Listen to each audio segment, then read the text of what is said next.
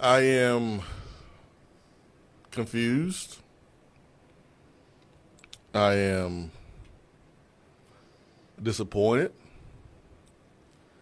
Um, I do not understand how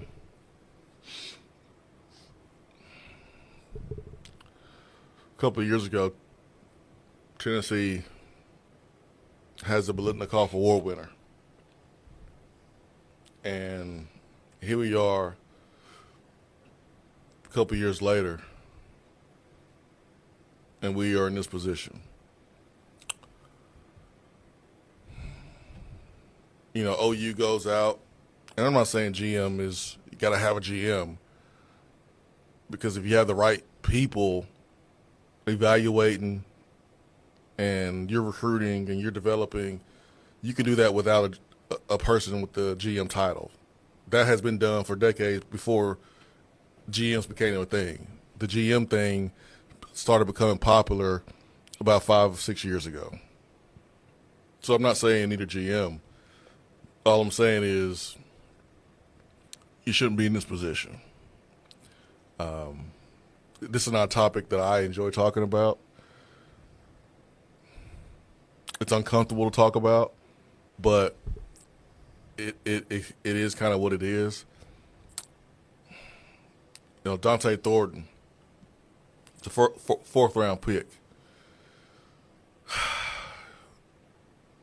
No one as big as him has ran as fast as him since Calvin Johnson, who ran a 4.36. I saw it with my own eyes. He ran it in somebody else's cleats after deciding, I think I'm just going to run. The plan was for him not to run. Last minute, he decided to run, ran with somebody else's cleats, and ran a 4.36. I saw it. No one 6'5", 220 has ran like that. Now, I think DK Metcalf ran a pretty good time too, but I don't think it was fast as Dante Thornton's. And he was drafted in the 4th round. Guys that big and that fast honestly should be drafted higher.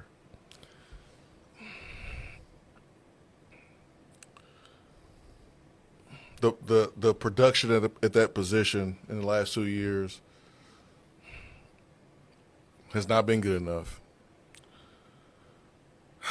The recruiting at that position, when you have multiple guys that have went to the league, the Velus Jones and the Tillman and the Hyatts, and you look in the league and those guys are not giving you what you need to be able to recruit the way you want to recruit. It's just, to me, it's just not the most ideal situation. It's really hard to be where you want to be offensively without playmakers on the outside.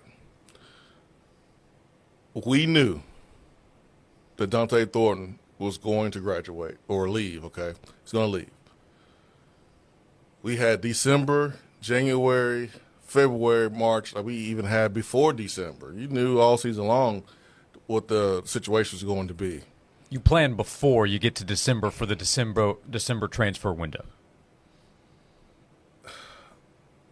The Mike Matthews stuff didn't make a lot of sense to me during the season. Here you have a very talented player that you're paying a lot of money to. You don't play him early. You could have redshirted him. You don't redshirt him.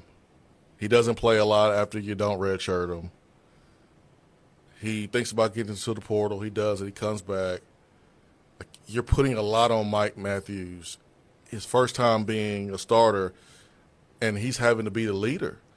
He doesn't have anyone to learn from. Who is he going to learn from? This was an opportunity to bring in a veteran dude with good habits to allow Mike Matthews, who may not, who would have been physically better than whoever you brought in, but the older guy could have taught Mike Matthews some things about habits and how to carry yourself. Mike Matthews, it's like a kid raising a kid. It's like we hear these stories about a college player gaining custody of his brothers and sisters. Like that's tough. There's no guidance, it seems like, with the Mike Matthews outside of his position coach. I was lucky and fortunate. Joey Kent was lucky and fortunate. Dante Stallworth was lucky and fortunate. All these great receivers that we've had at Tennessee, they at least had someone to learn from how to do things the right way, how to practice the right way. And for the first time in a long time, Mike Matthews doesn't have that. And that's the thing that's really, really frustrating for me. And it just – this doesn't bode well for a successful offensive season coming up, in my opinion, unless something changes between now and when we play. I mean, there's no knock on the guys that we have who are young. I think they're talented, but at the same time, like, I don't feel like we have done enough. And this, again, is difficult to discuss. It's not the easiest to talk about, but it is what it is here. Tennessee brought in Amari Jefferson as a transfer from Alabama, no experience to this point. Well thought of as a recruit a year ago. Tennessee really wanted him. They get him a year later, but question mark how much he'll be able to contribute right away this fall, coming off injury, by the way. And to this point, no real traction for a wide receiver in the spring portal. That could change. But we've had a couple of points come in through the text box, several asking, does Tennessee's quarterback position hurt? The other question coming in, is Tennessee not willing to spend enough to make sure they can get someone? Missing out on Keelan Marion, he goes to Miami. We know Miami will spend. Oklahoma's been aggressive. They have Jim Nagy, who you and I think, both respect a lot as the new general manager. OU is trending as the team to watch for Jermichael Carter, a wide receiver from McNeese State that Tennessee had been linked to last week. Right now, he doesn't plan to visit Tennessee. That, I suppose, could change as well. But as of right now, OU is trending for him, according to Pete Nikos of On 3. So maybe you could combine all of that. Question at quarterback, willingness to spend on the position, and the GM position or front office type position to help guide this process. I would say yes, those all could be factors player by player. I mean, it's a number of factors. It's a number of reasons. You shouldn't be in this position in the first place. And you've had multiple years to avoid being in this position. You know, I prefer coming on here as a former player and being, super positive about what we're doing. And, 2022 was fun. 21, that was fun. We did more than what we expected to do. But 23 was a year that reminded me a lot of last year. On Mondays, Tuesdays, and Wednesdays leading up to the next game, a lot of blame went to the quarterbacks. Joe Milton didn't do this. Joe Milton did that. Nico didn't do this. Nico didn't do that. And I was pretty consistent in saying, yes, those guys could have played better. But they need better receiver play. They need help. And we've seen this for 2 years. And I just don't understand how it feels like, it may not be, but it feels like you may be in a worse position. Maybe you have some more talent and more explosiveness, but there's zero experience, and experience, matters. This is not basketball where you can throw out 5 freshmen and go deep into the tournament. And you got to have some experience, and so it could be money, right? When you don't have the pieces because maybe you didn't recruit, maybe you didn't develop, or whatever the reason is, when you don't have the pieces, it puts you in a vulnerable position to where you're going to have to overspend because you don't have the leverage, and players know that. They see that. And so Tennessee had to do that with Lance Hurd, their tackle. LSU wasn't going to pay him anywhere close to what Tennessee's paying him.